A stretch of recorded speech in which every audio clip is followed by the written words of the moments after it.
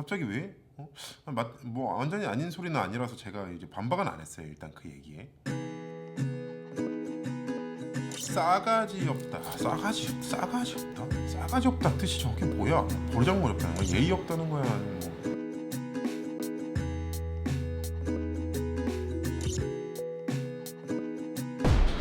뭐 우리 와이프가 갑자기 저한테 와가지고 요즘 이런 소리를 많이 해요. 여보, 나 요즘 진짜 싸가지 없어진 것 같아 라고 이야기를 저한테 하는 거예요. 뭐 완전히 아닌 소리는 아니라서 제가 이제 반박은 안 했어요. 일단 그 얘기에 여러분 뭐 아무튼 그래요.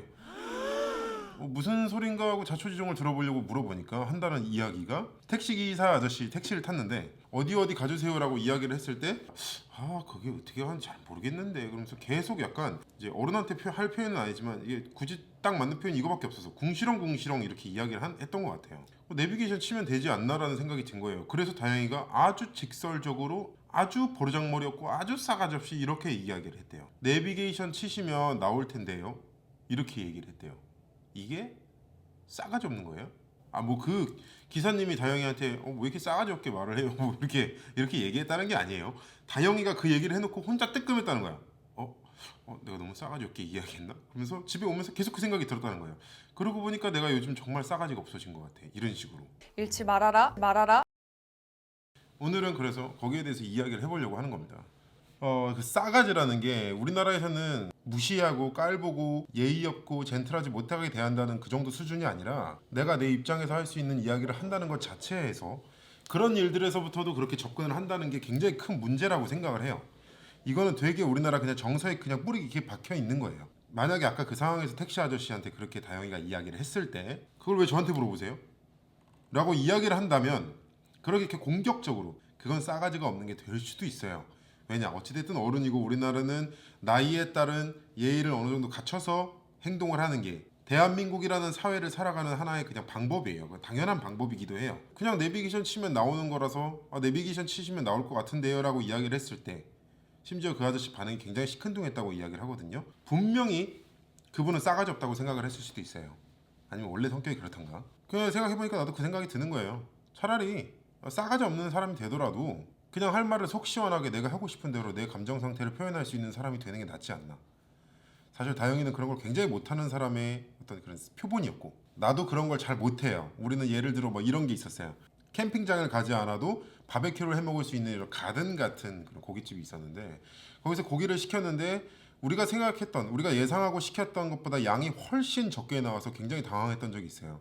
근데 가격도 비쌌었고 그래서 원래 비싸고 양이 적은데 그냥 유명한 데라서 그런가 보다라고 생각을 하고 넘어가려고 했는데 다영이가 아무리 생각해도 이건 좀 이상하다는 거예요. 너무 적다. 근데 우리는 그걸 15분 동안 얘기를 못하고 있다가 참다 다영이가 그때 돼서야 혹시 죄송한데 이거 잘못 나온 거 아닌가요? 라고 물어봤을 때 그 직원이 굉장히 당황하면서 저희가 반밖에 안 드렸네요 라고 이야기를 하면서 바로 정정을 해줬어요. 얘기하지 않았다면 개선되지 않았겠죠. 저는 평소에도 그래요. 뭐 옛날에는 어땠냐면 택시기사 아저씨가 이렇게 일부러 삥 돌아가는 것 같으면 얘기 안 해.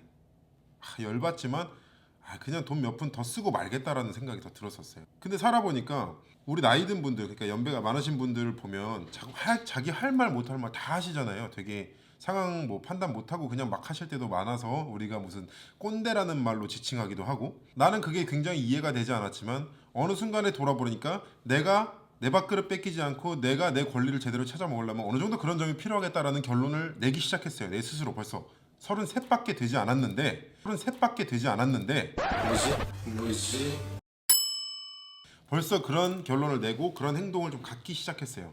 노력을 하기 시작했어요. 심지어 나쁜 게 아니거든요. 나쁜 게 아니더라 이거예요. 그게 과하고 그게 투머치를 넘어서 내가 진상 같은 행동을 하는 거는 그런 부분에서 실수하지 않도록 항상 내 스스로 경계하는 것도 굉장히 중요하죠. 그건 기본 소양이에요. 그게 기본적으로 갖춰진다는 가정하에 내가 할 말을 좀 더 편하게 솔직하게 할 수 있는 세상을 만들려면 나부터 변화를 해야 되더라고요. 정말 생면부지인 사람에게 조금 싸가지 없다, 조금 애가 지나치게 솔직한데?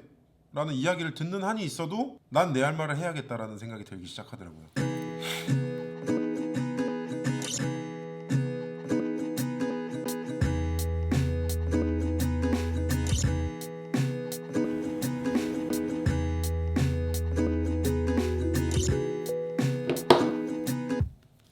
예를 들어 옛날에는 어떤 일이 있었냐면 되게 심한 얘기고 되게 어이가 없는 이야기인데 초등학교 때쯤에 아빠한테 엄청 혼난 적이 있어요. 어떤 것 가지고 혼났냐면은 야 수박 먹어라라는 말을 제가 못 들은 거예요. 그래가지고 아빠가 수박을 밖에서 먹고 있는데 내가 거실에 딱 나갔을 때 초등학교 저학년이었을 거예요. 근데 아빠가 혼자 수박을 먹고 있는 걸 보고 어? 어? 아빠 왜 수박 혼자 처먹어? 이렇게 얘기를 했어요. 정말 여러분 정말 비 오는 날 먼지 나도록 맞았어요. 비가 온 건 아니지만 아무튼 비유예요 비유. 비 오는 날 진짜 먼지가 나게 맞았다는 게 아니에요. 그냥 많이 맞았다는 뜻이에요. 무슨 말인지 이해되죠? 이건 싸가지 없는 게 맞아요. 이건 진짜 싸가지 없는 거. 이건 정말 버르장머리였고 이건 정말 매우 쳐야 되는 말이에요. 그건 정말 싸가지 없는 게 맞아요. 싸가지 없다 못해 폐륜적이죠. 거의 폐륜적이에요. 거의 우리 아빠한테 내가 우레비 뭐 이런 거랑 똑같은 거예요. 무슨 말인지 이해되죠? 그 말도 안 돼. 이게 이제 내가 좀 다소 표현을 거칠게 하는 건 있지만 그냥 뭐 말이 그렇다는 거예요. 뭐 내가 그런 표현 좋아하는 사람은 아닙니다. 왜 아빠 혼자 수박 먹어? 나도 먹고 싶은데 그냥 이렇게 얘기했으면 뭐라고 하기는 좀 힘든 부분이죠. 그 표현 방식에 따라서 싸가지가 있느냐, 싸가지가 없느냐 굉장히 많이 달라질 수 있다는 거예요. 말 한마디로 표현하는 방식, 단어 하나로도. 그래서 나는 다영이한테 그렇게 얘기를 했어요. 너 싸가지 없게 행동한 거 아니다. 그 할 말을 하는 것조차도 익숙치 않아서 네 할 말을 했음에도 불구하고 남의 눈치를 봐야 되는 상황이라서 그런 생각이 든 거지. 너가 한 말 자체에는 아무런 잘못도 없고 정말 사실 그대로만 이야기했을 뿐이도 아무 문제 없다. 걱정할 필요 없다. 넌 싸가지 없는 게 아니라 좀 더 솔직해진 거라고. 감정적인 상처가 될 수도 있는 상황에서 너 스스로를 지킬 수 있는 딱 그 정도 수준까지만 솔직해진 거야. 결국은 기브 앤 테이크예요. 기브 앤 테이크. 기부하라는 소리가 아니에요. 뭐 이상한 소리 하지 마세요. 상대가 나를 존중해야 나도 그 사람을 존중할 수 있는 거고 역설적으로 이야기를 하면 내가 상대방을 먼저 존중하면 나 또한 존중받을 가능성이 조금은 더 높아진다. 내가 먼저 그냥 누군가를 존중하고 내가 먼저 리스펙을 보이고 그리고 그게 돌아오지 않았다고 할지언정 그냥 쿨하게 돌아설 수 있는 나한테 상처를 주고 나를 불편하게 만드는 그런 상황들에서 너무 져주기만 하지도 말고 너무 날카롭게 반응하지도 말고 내가 정한 선에서 모르겠어요. 나는 이제 여태까지 우리나라 사회에서 이야기하는 싸가지 없음이란 거에는 굉장히 부정적인 생각을 갖고 있기 때문에 어느 정도는 뒤집어 엎어져도 상관이 없지 않을까 생각을 합니다. 좀 그럴 필요가 있어요. 이거는 그냥 아이폰 충전 잭이에요. 근데 뭐 매듭 이렇게 전화 가지고 팔찌처럼 두르고 다니는 거예요. 언제든 꺼내 쓸 수 있게.